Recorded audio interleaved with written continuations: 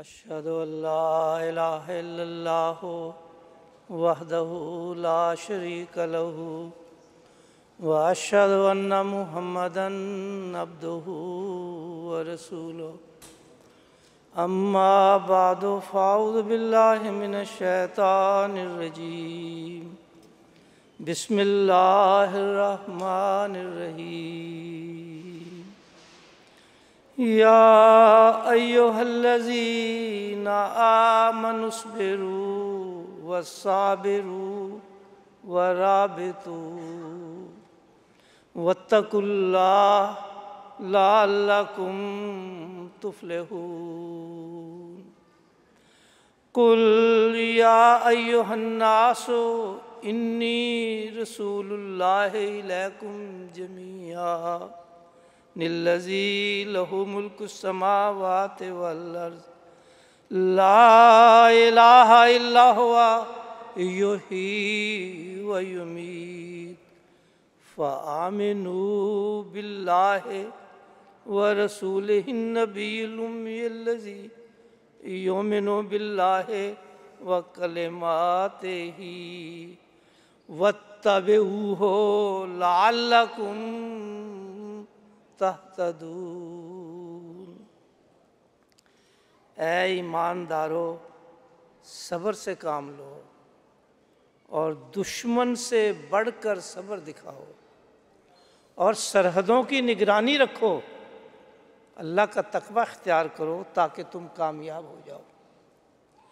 کہو کہ اے لوگو، میں تم سب کی طرف اللہ کا رسول ہوں جس کو آسمانوں اور زمینوں کی بادشاہت حاصل ہے، اس کے سوا کوئی معبود نہیں، وہ زندہ بھی کرتا ہے اور مارتا بھی ہے، بس اللہ پر اور اس کے رسول پر ایمان لاؤ جو نبی بھی ہے اور امی بھی ہے، اور جو ایمان لاتا ہے اللہ پر، اس کی کلمات پر، بس اس کی اتباع کرو تاکہ تم ہدایت پاؤ۔ سامعین کرام، السلام علیکم ورحمۃ اللہ وبرکاتہ۔ میری تقریر کا عنوان ہے مغربی معاشرہ میں اسلامی اقدار کا احیاء۔ ہم نہایت خوش قسمت ہیں کہ اللہ تعالیٰ نے ہمیں اس زمانے میں احمدیت یعنی حقیقی اسلام کو قبول کرنے کی سعادت عطا فرمائی۔ اسلام ایک عالمگیر مذہب ہے جو نہ مشرق کا ہے نہ مغرب کا، بلکہ تمام انسانوں کے لیے راہ ہدایت ہے۔ قرآن کریم کی تعلیمات اور آن حضرت صلی اللہ علیہ وسلم کی بعثت عامہ اس بات کا اعلان ہے کہ آپ صلی اللہ علیہ وسلم تمام جہانوں کے لیے رحمت بن کر آئے۔ شریعت اسلامیہ آپ کے زمانہ میں مکمل ہوئی اور اس کی ترویج اور اشاعت کا کام آج اللہ تعالیٰ نے جماعت احمدیہ کے سپرد فرمایا ہے، کیونکہ یہ بھی آن حضرت صلی اللہ علیہ وسلم کی پیش گوئی تھی کہ جب آخری زمانے میں اسلام صرف نام کا رہ جائے گا، اس وقت اللہ تعالیٰ حضرت امام مہدی علیہ السلام اور مسیح موعود علیہ السلام کو اسلام کی نشأت ثانیہ کے لیے مبعوث فرمائے گا۔ ہم سب کو اس بات پر کامل یقین ہے کہ اسلام دنیا میں پھیل کر رہے گا، لیکن ہمیں فکر اس بات کی کرنی چاہیے کہ ہم اسلام کی شکل نہ بدل دیں۔ حضرت مسلم موعود رضی اللہ تعالیٰ نے 1924 میں جب یورپ کا دورہ فرمایا، اس وقت اس بات کی نشاندہی فرمائی۔ فرماتے ہیں یورپ کے واقف کہتے ہیں کہ یہ ناممکن ہے، یورپ ضرور اسلام لائے گا، مگر وہ ساتھ ہی اسلام کو بگاڑ دے گا اور اس کی شکل کو بالکل مسخ کر دے گا۔ حضور فرماتے ہیں بالکل ممکن ہے کہ یورپ میں چاروں طرف سے اللہ اکبر کی آوازیں آنے لگیں اور گرجوں کی جگہ مساجد بن جائے، لیکن یہ فرق ظاہر کا ہوگا۔ یہ لوگ تثلیث کی جگہ توحید کا دعویٰ کریں گے، مسیح کی جگہ رسول کریم صلی اللہ علیہ وسلم کی عزت زیادہ کریں گے، مسیح موعود علیہ السلام پر ایمان لائیں گے، گرجوں کی جگہ مساجد بنائیں گے، مگر ان میں وہی ناچ گھر، وہی عورت اور مرد کا تعلق، وہی شراب، وہی سامان عیش نظر آئیں گے۔ یورپ یہی رہے گا، گو وہ بجائے عیسائی کہلانے کے مسلمان کہلائے گا۔ میری عقل یہی کہتی ہے کہ حالات ایسے ہی ہیں، مگر میرا ایمان کہتا ہے کہ تو اس مصیبت کو جو اگر اسلام پر نازل ہوئی تو اس کو کچل دے گی، دور کرنے کی کوشش کر۔ اور اس کے لیے کیا فرمایا؟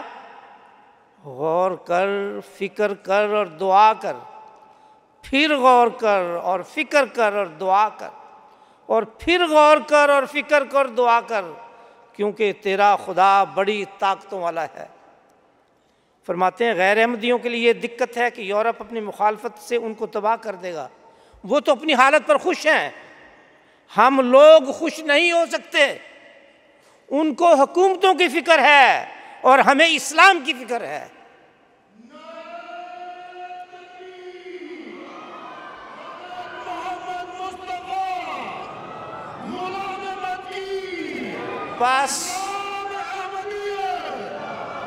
بس ہمارا فرض ہے کہ اس مصیبت کے آنے سے پہلے اس کا علاج سوچیں۔ قرآن کریم حکم دیتا ہے وَرَابِطُوا، ہمیشہ دشمن کی سرحد پر اپنے آدمی کو رکھو جو اس کی نقل کو دیکھتے رہیں۔ فرماتے ہیں جس دن مسلمانوں نے اس حکم سے غفلت کی اسی دن سے وہ تباہ ہونے لگے۔ معزز سامعین، آج ہم مغربی معاشرہ میں دو بڑے محاذوں پر لڑ رہے ہیں، ایک بیرونی اور ایک اندرونی۔ بیرونی محاذ تو یہ ہے کہ مغرب اپنی برائیاں، عریانی، الحاد، بے راہ روی ہمارے گھروں میں داخل کرنا چاہتا ہے تاکہ مسلمان یہ کہلانے کے قابل ہی نہ رہے کہ ہم بہترین امت ہیں۔ اور اندرونی محاذ کا تعلق ہماری اپنی کمزوریوں سے ہے، اور ان میں سب سے اول ہماری کمزوری خصوصاً پردہ کے میدان میں ہے۔ ہر احمدی خاتون اور مرد بخوبی جانتا ہے کہ اسلام پردے کی کیا تعلیم دیتا ہے، لیکن بعض اوقات کوتاہی برتی جاتی ہے۔ کبھی شوہر اجازت نہیں دیتا، کبھی معاشرے کا دباؤ ہوتا ہے۔ یہ سب احساس کمتری کی علامات ہیں۔ لوگ سمجھتے ہیں کہ پردہ کرنے سے ان کی بیویاں یا ان کی بیٹیاں معاشرہ میں اچھی نہ سمجھی جائیں گی اور ان کے ترقی کے چانسز کم ہو جائیں گے۔ کیا ہم اس قدر کم حوصلہ ہو چکے ہیں کہ پردہ کے اسلامی حکم کو قابل عمل سمجھنے کی بجائے اسے ترقی کی راہ میں رکاوٹ خیال کرنے لگے؟ یہ تو پست ذہنیت ہے۔ محترمہ ڈاکٹر فہمیدہ منیر صاحبہ نے لمبا عرصہ فضل عمر ہسپتال ربوہ میں بطور واقف زندگی خدمت کی توفیق پائی۔ حضرت خلیفۃ المسیح ثالث رحمۃ اللہ عنہ کے بارے میں فرمایا جس نے پردے میں رہ کر کام کرنا سیکھنا ہے وہ ڈاکٹر فہمیدہ سے سیکھے۔ محترمہ ڈاکٹر نصرت جہاں صاحبہ بھی پردہ کے حوالے سے ایک مثالی نمونہ تھی۔ حضرت خلیفۃ المسیح خامس سید طلب نسل عزیز نے ان کی وفات کے موقع پر فرمایا کہ ڈاکٹر بھی پردہ میں رہ کر کام کر سکتی ہیں۔ ربوہ میں ہماری ڈاکٹر تھیں، ڈاکٹر فہمیدہ کو ہم نے ہمیشہ پردہ میں دیکھا۔ ڈاکٹر نصرت جہاں تھی بڑا پکا پردہ کر دی تھی، یہاں سے بھی انہوں نے تعلیم حاصل کی اور ہر سال اپنی قابلیت کو نئی ریسرچ کے مطابق ڈھالنے کے لیے، اس کے مطابق کرنے کے لیے یہاں لندن آتی تھیں، لیکن ہمیشہ پردہ میں رہیں۔ ان پر یہاں کے کسی شخص نے اعتراض کیا، نہ کام پر اعتراض ہوا، نہ پیشہ ورانہ مہارت میں اس پر کوئی اثر پڑا۔ آپریشن بھی انہوں نے بڑے بڑے کیے۔ فرماتے ہیں اگر نیت ہو دین کی تعلیم پر چلنے کے راستے نکل آتے ہیں۔ حضور انور طلب نسل عزیز نے بینن افریقہ کی لجنہ ٹیم کے متعلق خوش ہو کر فرمایا میں نے بینن میں ایک اور بہت اچھی چیز دیکھی ہے، وہاں لجنہ نے اپنی خاص ٹیم تیار کی ہے جو ہر موقع پر ڈیوٹیاں دیتی ہیں، بڑی باپردہ نقاب لے کے اور مستقل ڈیوٹیاں دیتی رہتی ہیں۔ میرے بھائیوں اور بہنوں یاد رکھیں، پردہ رکاوٹ نہیں، نہ ہی یہ کسی کمزوری کی علامت ہے، بلکہ یہ عزت، غیرت اور شعور ایمانی کا نشان ہے۔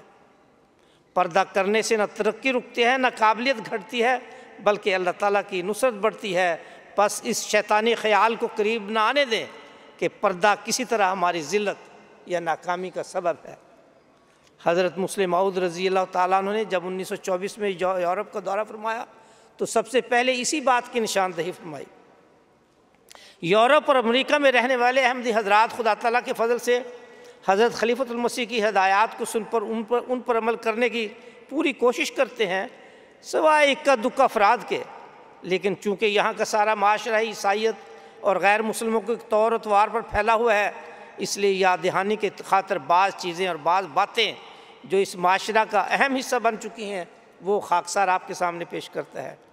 اس معاشرہ کی دیکھا داکھی اور ان کے زیر اثر ان بدرسومات اور غیر اسلامی باتوں کی لوگ پیروی کرنے لگ جاتے ہیں، جن میں برتھ ڈے منانا، ویلنٹائن ڈے منانا، کرسمس منانا، نیو ایئر نائٹ منانا، ہالووین، ایسٹر کے موقع پر انڈوں کی رسم اور اس کا دیگر بدرسومات شامل ہیں۔ حضرت مسلم موعود رضی اللہ تعالیٰ عنہ نے 1 دسمبر 1928 کو قادیان میں لجنہ کی ایک تقریب سے خطاب میں فرمایا، جس میں آپ نے مغربی تقلید کے بڑھتے ہوئے رجحان پر گہری تشویش کا اظہار فرماتے ہوئے فرمایا، ہمیں سب سے زیادہ توجہ دینی تعلیم پر دینی چاہیے، کیونکہ یہی تعلیم ہماری نسلوں کو محفوظ اور باشعور رکھ سکتی ہے۔ نوجوان مغرب کی اندھی تقلید میں مبتلا ہیں، یہاں تک کہ بعض باتیں دیکھ کر شرم سے سر جھک جاتا ہے۔ فرماتے ہیں پس ضرورت ہے نقائص کی اصلاح کی، اس لیے مسلمانوں کو نہ ایشیا کی نقل کرنی چاہیے نہ مغرب کی، اس لیے کسی کی اندھا دھند تقلید نہ کرو، نہ یہ کہ ایشیا میں چونکہ پردہ رائج ہے اس لیے جس طرح کا رائج ہے اسے جاری رکھنا چاہیے، نہ یہ کہ یورپ چونکہ پردہ نہیں کرتا اس لیے ہمیں بھی نہیں کرنا چاہیے۔ اسی طرح حضرت خلیفۃ المسیح ثالث رحمہ اللہ تعالیٰ نے 1975 کی مجلس مشاورت میں پردے کی پابندی کے بارے میں فرمایا کہ پردے کی پابندی صرف عورت پر نہیں بلکہ مرد پر بھی ہے۔ آپ نے قرآن کریم کے ارشاد سب کے سامنے فرمایا یغضوا من ابصارہم، کہ مرد بھی اپنی نگاہیں نیچی رکھیں۔ سامعین کرام یاد رکھیں یہ دنیا دجالیت کے اندھیروں سے بھرتی چلی جا رہی ہے، ان کی چالیں بڑی مکار، چمکدار اور دل لبھانے والی ہیں۔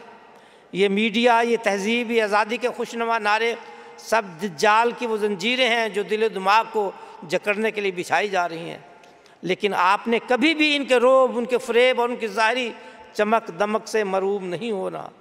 بالآخر یہ سب اسلام کے نور کے سامنے ناکام ہو کر رہیں گی انشاءاللہ تعالی۔ حضرت مسیح موعود علیہ السلام نے اسی لیے اپنی جماعت کو ایک بار ان الفاظ میں تنبیہ فرمائی، ہماری جماعت میں وہی داخل ہوتا ہے جو ہماری تعلیم کو اپنا دستور العمل قرار دیتا ہے اور اپنی ہمت اور کوشش کے موافق اس پر عمل کرتا ہے، لیکن جو محض نام رکھا کر تعلیم کے موافق عمل نہیں کرتا وہ یاد رکھے کہ خدا تعالیٰ نے اس جماعت کو ایک خاص جماعت بنانے کا ارادہ کیا ہے، اور کوئی آدمی جو دراصل جماعت میں نہیں محض نام لکھانے سے جماعت میں نہیں رہ سکتا۔ کچھ عرصہ پہلے، کچھ سال پہلے مجلس انصار اللہ کے ایک عہدیدار حضرت خلیفۃ المسیح ایدہ تعالیٰ بنصرہ کی خدمت میں حاضر ہوئے اور عرض کی کہ حضور انصار اللہ کے لیے کیا نصب العین ہو۔ حضور اقدس ایدہ اللہ تعالیٰ بنصر العزیز نے قرآن کریم کی آیت کریمہ ہم سب کے لیے نصب العین کے طور پر مقرر فرمائی، قوا انفسکم واہلیکم نارا، یعنی اپنے آپ کو اور اپنے اہل عیال کو آگ کے عذاب سے بچاؤ۔ یہ نصب العین ہر مسلمان، ہر خاندان کے لیے ہے، اور خاص طور پر اس مغربی معاشرے میں جہاں برائیاں اور فحاشیاں عام ہیں۔ لیکن قرآن کریم نے خود اس کا علاج بھی تجویز کیا ہے، فرمایا ان الصلاۃ تنہی عن الفحشاء والمنکر، یعنی اگر فحاشی سے اور برائیوں سے بچنا ہے تو نماز کی طرف آؤ۔ حضرت صلی اللہ علیہ وسلم نے فرمایا کہ جو شخص وضو کر کے نماز کے لیے نکلتا ہے ہر قدم پر اس کے گناہ معاف ہوتے ہیں اور نیکی کے درجات بڑھتے ہیں، مسجد میں خاموشی سے امام کی اقتداء کرنے والا جنت میں اعلیٰ مقام پاتا ہے۔ اصل تعلق خدا سے نماز کے ذریعے قائم ہوتا ہے، اور تعلق باللہ کے ضمن میں سب سے اول بات جو ہمارے لیے ضروری ہے وہ نماز با جماعت کا قیام ہے۔ نماز کے بغیر تعلق باللہ قائم ہی نہیں ہو سکتا، یہ اللہ تعالیٰ کا حکم ہے۔ اور اس زمانے میں جب کہ دنیا ایک مصروفیت کے عالم میں پھنسی ہوئی ہے، نماز با جماعت کا قیام بہت مشکل معلوم ہوتا ہے۔ حضرت مسیح موعود علیہ السلام فرماتے ہیں، نماز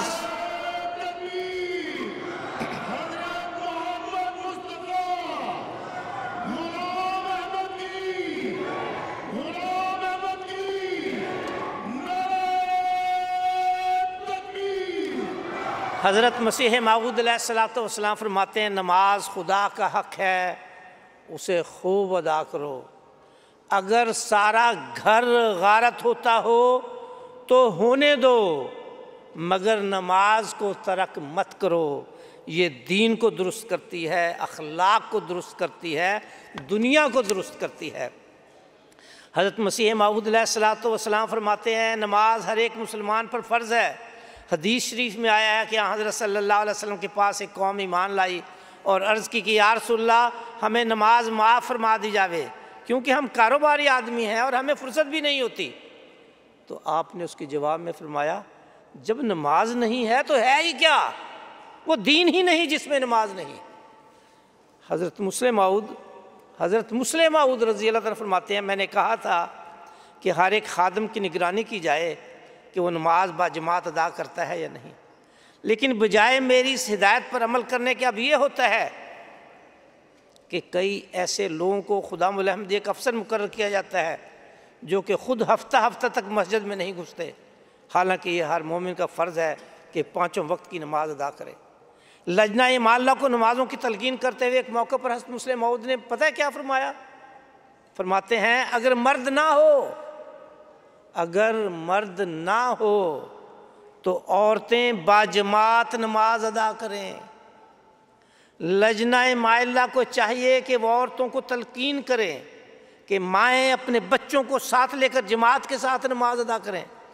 اگر ایسا ہو جائے، یہ ہے مطلب اصل جو میں آپ کے سامنے رکھنا چاہتا ہوں، اگر ایسا ہو جائے تو جماعتوں میں بیداری پیدا ہو جائے گی اور مسجد میں نہ جانے والوں کی اصلاح بھی ہو جائے گی۔ یہ حضرت مسلم موعود رضی اللہ عنہ نماز با جماعت کے بارے میں فرماتے ہیں۔ پھر فرماتے ہیں، بڑا آدمی اگر خود نماز با جماعت نہیں پڑھتا تو وہ منافق ہے، مگر وہ لوگ جو اپنے بچوں کو نماز با جماعت ادا کرنے کی عادت نہیں ڈالتے وہ ان کے خونی اور قاتل ہیں۔ اگر ماں باپ بچوں کو نماز با جماعت کی عادت ڈالیں تو کبھی ان پر ایسا وقت نہیں آ سکتا کہ یہ کہا جا سکے کہ ان کی اصلاح ناممکن ہے اور وہ قابل علاج نہیں رہے۔ حضرت مسلم موعود رضی اللہ تعالیٰ عنہ اپنے بچپن کا ایک واقعہ نماز با جماعت کے متعلق بیان فرماتے ہیں کہ ایک دفعہ حضرت مسیح موعود علیہ السلام بیماری کی وجہ سے مسجد میں تشریف نہ لے جا سکے۔ وہ جمعہ کا روز تھا اور فرماتے ہیں میں ابھی بالغ نہیں تھا، میں جمعہ کے لیے تیار ہو کر گیا تو راستہ میں ایک شخص کو دیکھا کہ وہ مسجد سے واپس آ رہا ہے۔ میں نے اس سے پوچھا کہ نماز ہو گئی ہے؟ وہ کہنے لگا نہیں نماز تو نہیں ہوئی، لیکن مسجد میں آج اتنی غیر معمولی حاضری ہے کہ مسجد میں نماز پڑھنے کی جگہ نہیں ہے۔ تو حضور فرماتے کہ میں بھی یہ سن کر واپس آ گیا اور گھر آ کر نماز پڑھ لی۔ جب حضرت مسیح موعود علیہ السلام نے مجھے دیکھا تو آپ نے فرمایا کیا مسجد میں نہیں گئے؟ تو میں نے عرض کی کہ حضور مسجد میں آج بہت لوگ تھے، وہاں جگہ نہیں تھی۔ لیکن حضور فرماتے ہیں کہ حضرت مسیح موعود علیہ السلام نے جب یہ دیکھا تو مجھ سے سختی سے پوچھا کہ تم مسجد کیوں نہیں گئے؟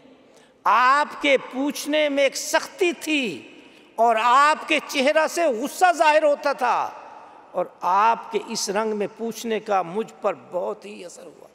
یہ تھی نماز با جماعت ادا کرنے کی کیفیت یا حیثیت یا واقعہ کہ ہم سب کے اندر یہ تڑپ ہونی چاہیے کہ ہم نماز با جماعت کو توجہ دیں، کیونکہ مغربی معاشرہ کی برائیوں سے بچانے کے لیے یہی ایک سب سے بڑا علاج ہے۔ مصر کی ایک خاتون معلمہ ہے، میں نے اخبار میں ایک واقعہ پڑھا، میں نے ضروری سمجھا کہ یہ بھی آپ کی خدمت پیش کروں۔ وہ اپنے شاگردوں کو ہمیشہ قرآن کریم کی سورہ طٰہٰ کی یہ آیت یاد کراتی تھیں کہ وہ اجلت الیک رب لترضیٰ۔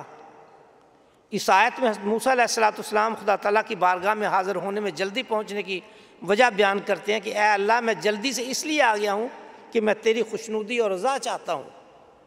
وہ معلمہ خاتون کہتی ہیں کہ میں اس آیت سے بہت متاثر ہوں۔ یہ خاتون جب بھی اذان کی آواز سنتی، چاہے دن کا مصروف وقت ہو یا رات کی گہری نیند کے لمحات، اس آیت کی روشنی میں فوراً اپنے تمام کام چھوڑ کر نماز کے لیے کھڑی ہو جاتی تھی۔ اس خاتون کے شوہر کی عادت تھی، اور یہ آج کل بھی اسی طرح ہوتا ہے، اس خاتون کے شوہر کی عادت تھی کام سے گھر آتے وقت وہ فون کر کے کھانا تیار کرنے کو کہتا اور ہدایت دیتا کہ اتنی دیر میں گھر پہنچنے والا ہوں، گرم گرم کھانا میز پر تیار ہونا چاہیے۔ کہتے ہیں ایک روز خامد نے ان کو ٹیلی فون کیا کہ میں بس تھوڑی دیر میں پہنچنے والا ہوں، کھانا تیار ہونا چاہیے۔ لیکن اس کے بعد جب اس نے دوبارہ فون کیا، 12 فون کیا، بیوی نے کوئی فون کا جواب نہیں دیا۔ وہ گھر آیا تو دیکھا کہ اس کی بیوی سجدے میں ہے اور اس کی روح خدا کے حضور پہنچ چکی ہے، اور اس آیت کے مصداق بن گئی کہ اللہ میں نے تیری طرف آنے میں جلدی کی، بس ہمارا فرض ہے کہ ہر بات میں خدا کی رضا کو مقدم رکھیں، اور نماز کا وقت ہو جانے پر سارے کام چھوڑ کر خدا کی طرف آنے میں، یعنی نماز پڑھنے میں جلدی کریں، کیونکہ حی علی الصلاۃ کا یہی مطلب ہے کہ نماز کے لیے جلدی کرو، نماز کے لیے جلدی کرو۔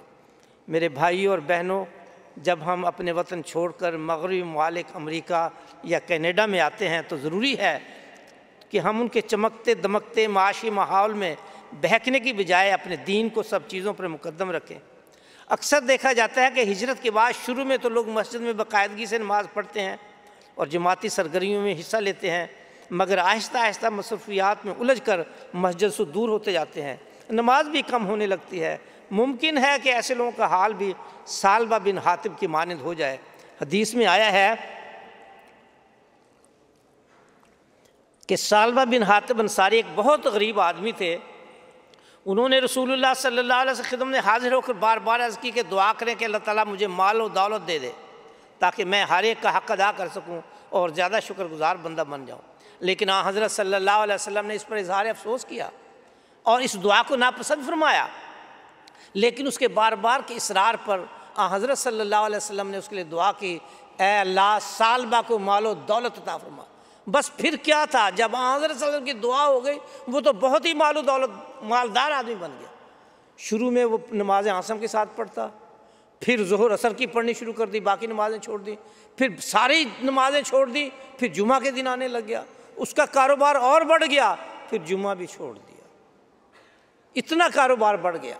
حدیث میں آتا ہے کہ جب آیات صدقات نازل ہوئیں تو حضرت صلی اللہ علیہ وسلم نے ایک محصل کو ان کی طرف روانہ کیا کہ صدقات کی رقم لے کر آئے۔ جب وہ اس کے پاس پہنچا تو اس نے کہا یہ تو جزیہ ٹیکس معلوم ہوتا ہے، اب ہم جزیہ اور ٹیکس کی بھی دیں؟ تو اس پر اللہ تعالیٰ کی طرف سے قرآن کریم میں آیات نازل ہوئیں، فَلَمَّا آتَاهُم مِّن فَضْلِهِ بَخِلُوا بِهِ وَتَوَلَّوْا وَهُم مُعْرِضُونَ۔ جب خدا نے ان کو دے دیا تو بخل سے کام لینے لگ گئے اور اپنے وعدے سے پھر گئے کہ جب ہمیں خدا مال و دولت عطا کرے گا تو ہم ہر ایک کا مالدار کو، ہم ہر ایک کو اس کا حق ادا کریں گے۔ بس اے عزیزو، خدا تعالیٰ پر توکل رکھو، دین کو دنیا پر مقدم کر لو، کیونکہ ہم نے اپنے ہاتھ مسیح محمدی کے ہاتھ میں دیے ہیں اور ان سے اقرار کیا ہے کہ میں ہمیشہ دین کو دنیا پر مقدم کروں گا۔ حضرت مسیح موعود علیہ السلام نے ایک دفعہ فرمایا کہ حضرت داؤد علیہ السلام کا قول ہے کہ میں نے کسی نیک آدمی کی اولاد کو 7 پشت تک بھوکا مرتے نہیں دیکھا۔ حضرت مسیح موعود علیہ السلام نے 1 دسمبر 1988 کو جو اشتہار شائع فرمایا اس میں 10 شرائط بیعت بھی بیان فرمائی۔ آپ یہ کوریڈور میں مختلف اوقات میں گزرے ہوں گے، اگر آپ نے وہ 10 شرائط بیعت ابھی تک نہیں پڑھی تو ان کو ضرور ان کا مطالعہ کریں اور گھر جا کر مطالعہ کریں۔ مکرم صاحبزادہ مرزا مغفور احمد صاحب امیر جماعت احمدیہ امریکہ نے گزشتہ سال جلسہ سالانہ میں ایک نصیحت ہم سب کے لیے کی تھی۔ میں اس نصیحت کو آج پھر آپ کے سامنے دہرانا چاہتا ہوں۔ انہوں نے فرمایا گزشتہ سال بھی میں نے جو امیگرینٹس یہاں آئے ہیں درخواست کی تھی کہ آپ اللہ تعالیٰ کے فضل سے اس لیے یہاں آئے ہیں کہ یہاں آپ کو مذہبی آزادی حاصل ہو۔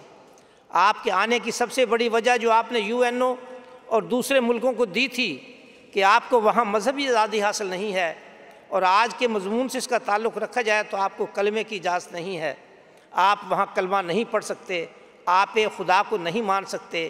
اس کلمے کی اہمیت یہاں آنے کے بعد آپ پر اور زیادہ واضح ہو جانی چاہیے۔ اگر وہاں غیر اللہ کے خوف سے آپ کلمہ نہیں پڑھ سکتے تو ایسا نہ ہو کہ یہاں غیر اللہ کی محبت میں آپ کلمے کو بھول جائیں۔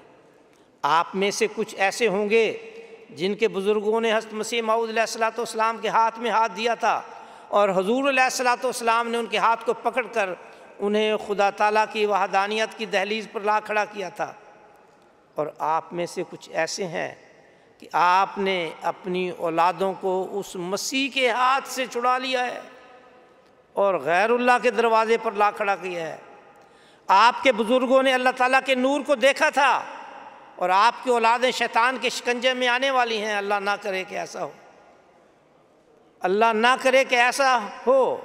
اگر ہم اپنے ارد گرد دیکھیں تو ہمیں اپنی اولادوں کو خدا بنانے کی فکر پڑی ہوئی ہے، اور اصل خدا کو ہم بھول رہے ہیں۔ مجھے کوئی خوش فہمی نہیں ہے کہ جو کچھ جلسے میں کہا گیا اس کا کتنا اثر ہوگا۔ پھر محترم میر صاحب نے اپنے خطاب کے آخر میں حضرت مسیح موعود علیہ الصلوۃ والسلام کا یہ حوالہ بھی پڑھ کے سنایا جو ہم سب کے لیے قابل فکر ہے۔ حضرت مسیح موعود علیہ الصلوۃ والسلام فرماتے ہیں میں جانتا ہوں بہت سے لوگ میری جماعت میں داخل تو ہیں اور وہ توحید کا اقرار بھی کرتے ہیں، مگر میں افسوس سے کہتا ہوں کہ وہ مانتے نہیں۔ جو شخص اپنے بھائی کا حق مارتا یا خیانت کرتا ہے یا دوسری قسم کی بدیوں سے باز نہیں آتا، میں یقین نہیں کرتا کہ وہ توحید کا ماننے والا ہے۔ جو شخص اپنے بھائی کی حق تلفی کرتا ہے اور اس کی خیانت کرتا ہے وہ لا الہ الا اللہ کا قائل نہیں، کیونکہ یہ ایک ایسی نعمت ہے کہ اس کو پاتے ہی انسان میں خارق عادت تبدیلی پیدا ہو جاتی ہے۔ اس میں بغض، کینہ، حسد اور ریا وغیرہ کے بت نہیں رہتے۔ جب تک یہ بت اندر ہی رہیں اس وقت تک لا الہ الا اللہ کہنے میں کیوں کر کوئی سچا ٹھہر سکتا ہے۔ حضرت مسلم موعود رضی اللہ تعالیٰ عنہ نے مغرب کی برائیوں کے بارے میں اس قدر تاکید فرمائی ہے کہ وہ ہمارے اندر داخل نہ ہو جائیں۔ ایک موقع پر نوجوانوں کو نصیحت کرتے ہوئے آپ نے فرمایا وہ مومن دل اور مومن شکل بنائیں اور مغربیت کی تقلید کو چھوڑ دیں۔ فرمایا تمہارا کام یہ ہے کہ تم مغربی تہذیب کو تباہ کر دو اور اس کی بجائے اسلام کی تعلیم، اسلام کے اخلاق، اسلام کی تہذیب اور اسلام کے تمدن کو قائم کرو۔ اس ضمن میں آپ نے مزید کھول کر ان امور کی جو مغرب کی تہذیب ایک فیشن کے طور پر اپنائے جا رہے ہیں، اور بدقسمتی سے ہمارے کچھ بچے اور بچیاں بھی ان سے متاثر ہو کر ان چیزوں کو اپنانے لگ گئے ہیں۔ مثلاً بعض نوجوان لڑکوں نے کانوں میں بالیاں پہنی ہوئی ہیں، گلے میں چین پہنی ہوئی ہیں، جسم پر ٹیٹو بنوا لیے ہیں، عورتوں کی طرح لمبے لمبے بال بڑھا لیے ہیں، مرد ہو کر عورتوں سے مشابہت اختیار کر لی ہے۔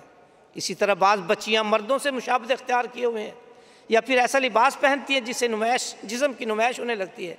یہ سب کچھ اسلامی تعلیمات کے خلاف ہے۔ حضرت صلی اللہ علیہ وسلم نے اس کی نسبت تنبیہ کرتے ہوئے فرمایا من تشبہ بقوم فہو منہم، جس نے کسی قوم کی مشابہت اختیار کی تو وہ انہی میں شمار ہوگا۔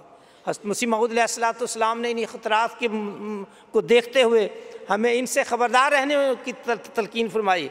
فرمایا خبردار تم غیر قوموں کو دیکھ کر ان کی ریس مت کرو کہ انہوں نے دنیا کے منصوبوں میں بہت ترقی کر لی ہے، آؤ ہم بھی انہی کے قدم پر چلیں۔ سنو اور سمجھو کہ وہ اس خدا سے سخت بیگانہ اور غافل ہیں جو تمہیں اپنی طرف بلاتا ہے۔ حضرت مسلم موعود مزید فرماتے ہیں اسلام جسمانی حسن کی زیادہ نمائش پسند نہیں کرتا، کیونکہ اس طرح کئی قسم کی بدیاں پیدا ہو جاتی ہیں۔ اس ضمن میں آپ نے فرمایا کہ انسان کے لباس کی طرف توجہ جو خدا تعالیٰ نے دلوائی ہے وہ یہ ہے کہ ایسا لباس پہنا جائے جو جسم کو ڈھانکتا ہو۔ پھر فرماتے ہیں اسی طرح ناخن بڑھا لینا یہ بھی نیچر کا تتبع نہیں۔ گو آج کل مغربیت کے اثر کے ماتحت فیشنیبل عورتوں نے بھی ناخن بڑھانے شروع کر دیے ہیں۔ یورپین عورتوں نے تو اس میں اس قدر غلف سے کام لیا ہے کہ وہ آدھا دن تک اپنے ناخن بڑھا لیتی ہیں اور پھر سارا دن ناخنوں کے سے میل نکالنے، انہیں صاف کرنے، ان پر رنگ و روغن کرنے صرف کر دیتی ہیں۔ اس قسم کی باتوں میں دوسروں کی تقلید کرنا محض مغربیت ہے۔ مغربی معاشرے کی ایک اور بیماری کا ذکر کرتے ہوئے آپ فرماتے ہیں ننگے سر کھڑا ہونا اسلامی طریق نہیں۔ یورپ میں احترام کے طور پر ٹوپی اتارنے کا رواج ہے، وہی رواج ان کی نقل میں مسلمانوں میں آ گیا ہے۔ حالانکہ اسلام میں بجائے ٹوپی اتارنے کے ٹوپی سر پر رکھنے کا رواج ہے، لیکن اس کے برخلاف یورپ میں سر ننگا رکھنے کا رواج ہے۔ ہمارے نوجوانوں کو چاہیے کہ وہ اس قسم کے مواقع پر ننگے سر کھڑے نہ ہو۔ یہ اس وقت کا موقع ہے جب حضرت مسلم موعود رضی اللہ تعالیٰ عنہ خدام الاحمدیہ سے عہد دہرا رہے تھے۔ جب عہد دہرانے کے دوران حضرت خلیفۃ المسیح کا یہ حکم تھا کہ ننگے سر کھڑے نہ ہوں، پھر نماز کے بارے میں اور دیگر امور کے بارے میں ہمیں اسلامی تعلیم پر خاص طور پر عمل کرنا چاہیے۔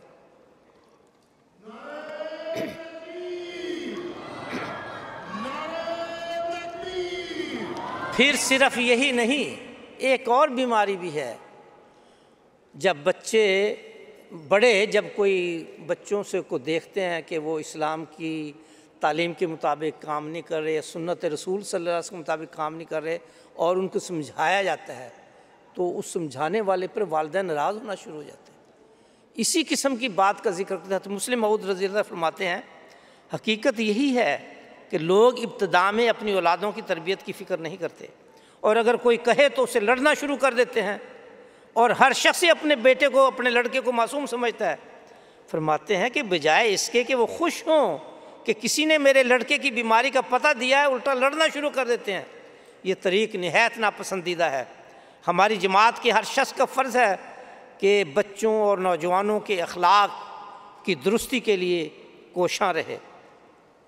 اب مختصراً میں چند ایسی باتیں آپ کے سامنے جو بہت اہم ہیں اور اسلامی تعلیمات کا حصہ ہیں، لیکن مغربی معاشرے کے زیر اثر ہم ان کو چھوڑتے چلے جا رہے ہیں۔ ان میں سب سے پہلی اور بنیادی بات السلام علیکم ورحمۃ اللہ کو عام کرنا اور اس کو رواج دینا ہے، کیونکہ حضرت صلی اللہ علیہ وسلم کا یہی حکم ہے۔ لیکن آج کل نوجوانوں کا آداب ملاقات بھی بدل گیا ہے۔ ہاتھوں کی انگلیوں سے ایسے چٹکاتے ہیں، ہائے بائے کرتے ہیں، اور اسلام کی جو صحیح تعلیم ہے اس سے وہ غافل ہوتے جا رہے ہیں۔ اس لیے ہمیں ملاقات کے دوران السلام علیکم ورحمۃ اللہ وبرکاتہ کو رواج دینا چاہیے۔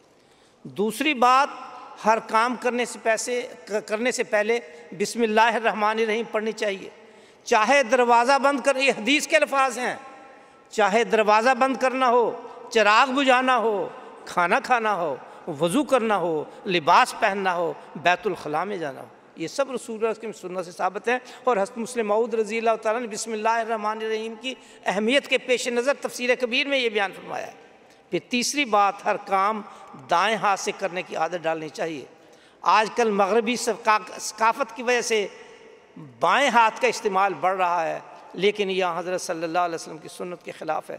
ایک اور خاص بات، چھوٹی لیکن بڑی اہم، حضرت عائشہ سے روایت ہے کہ رسول کریم صلی اللہ علیہ وسلم نے فرمایا 10 چیزیں فطری ہیں: مونچھیں کٹوانا، داڑھی بڑھانا، مسواک کرنا، ناک میں پانی ڈال کر صاف کرنا، ناخن تراشنا، انگلیوں کے جوڑوں کو دھونا، بغل کے بال صاف کرنا، زیر ناف بال صاف کرنا، استنجا کرنا، کلی کرنا وغیرہ۔ یہ حضرت صاحب کی حدیث ہے کہ ہم سب کو ان چھوٹی چھوٹی باتوں پر عمل کرنا چاہیے۔ حضرت خلیفۃ المسیح خام مسیح علیہ بن نصر العزیز نے خواتین کے جلسہ سالانہ پر ایک دفعہ تقریر کرتے فرمایا آج کل برائیوں میں ایک برائی ٹی وی کے بعض پروگرام ہے، انٹرنیٹ پر غلط قسم کے پروگرام ہیں، فلمیں ہیں۔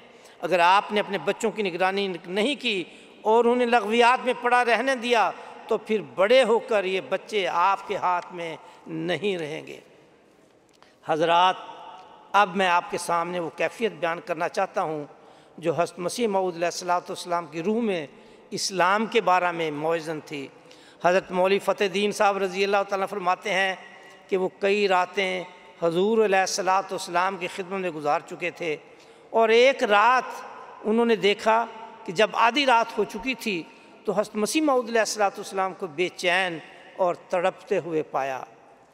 صبح انہوں نے حضرت مسیح موعود علیہ السلام سے سوال کیا، کیا رات کو حضور کو کوئی جسمانی تکلیف تھی یا درد تھا؟ حضور علیہ السلام نے فرمایا، میاں فتح دین، کیا رات کو تم اس وقت جاگتے تھے؟ اصل بات یہ ہے، جس وقت ہمیں اسلام کی مہم یاد آتی ہے اور جو مصیبتیں اس وقت اسلام پر آ رہی ہیں ان کا خیال آتا ہے تو ہماری طبیعت سخت بے چین ہو جاتی ہے، اور یہ اسلام ہی کا درد ہے جو ہمیں اس طرح بے قرار کر دیتا ہے۔ یہ جذبہ، یہ درد دین، یہ بے قراری ہماری روحوں میں بھی ہونی چاہیے، خاص طور پر آج کل کے مغربی ماحول میں جہاں ہمیں اپنی شناخت کو مضبوط کرنا ہے۔ لیکن سوال یہ ہے، کیا اسلامی اقدار کا حیاء صرف علماء، مبلغین یا جماعتی نمائندوں کا کام ہے؟ نہیں، یہ ذمہ داری ہم سب کی ہے، ہر ماں، ہر باپ، ہر نوجوان، ہر استاد، ہر شاگرد کی۔ ہمیں اپنے گھروں کو چھوٹے چھوٹے تربیتی اسلامی مراکز بنانا ہوگا، انہیں اسلامی درسگاہ بنانا ہوگا، اور MTA اس میں بہت ہی اہم کردار ادا کرتا ہے۔ ہمیں اپنے بچوں کے دلوں میں خدا کی محبت، قرآن کی عظمت اور نبی کریم صلی اللہ علیہ وسلم کی محبت بسانی ہوگی۔ حضرت مسیح موعود علیہ السلام نے فرمایا، چاہیے کہ ہر ایک صبح تمہارے لیے گواہی دے کہ تم نے تقویٰ سے رات بسر کی، اور ہر ایک شام تمہارے لیے گواہی دے کہ تم نے ڈرتے ڈرتے دن بسر کیا۔ یہی وہ تعلیم ہے جو مغرب کو درکار ہے۔ یہ مغرب جس نے سائنس میں، ٹیکنالوجی میں، دولت میں، ترقی میں سب کچھ حاصل کر لیا ہے، مگر ان کے دل روحانیت سے خالی ہیں۔ آئیں ہم سب ان کے دلوں کو روحانیت سے بھر دیں۔ آپ نے وہ چراغ بننا ہے جو اندھیروں میں روشنی پھیلائے، آپ نے وہ خوشبو بننا ہے جو نفرتوں کو مٹا کر محبت بکھیر دے، ہاں آپ نے ہی وہ پانی بننا ہے جو اس پیاسے معاشرے کو سیراب کر دے۔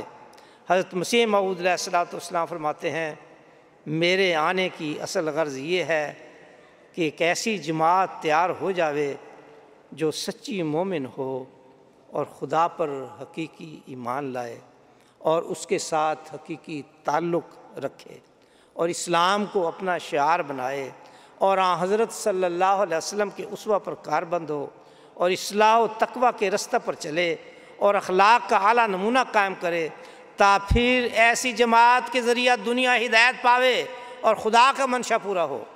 پس اگر یہ غرض پوری نہیں ہوتی تو اگر دلائل و براہین سے ہم نے دشمن پر غلبہ بھی پا لیا اور اس کو پوری طرح زیر بھی کر لیا تو پھر بھی ہماری فتح کوئی فتح نہیں، کیونکہ اگر ہماری بعثت کی اصل غرض پوری نہ ہوئی تو گویا ہمارا سارا کام رائے گاں گیا۔ مگر میں دیکھ رہا ہوں کہ دلائل و براہین کی فتح کے تو نمایاں طور پر نشانات ظاہر ہو رہے ہیں اور دشمن بھی اپنی کمزوری محسوس کرنے لگا ہے، لیکن جو ہماری بعثت کی اصل غرض ہے اس کے متعلق ابھی تک جماعت میں بہت کمی ہے اور بڑی توجہ کی ضرورت ہے۔ وآخر دعوانا ان الحمد للہ رب العالمین۔ السلام علیکم ورحمۃ اللہ وبرکاتہ۔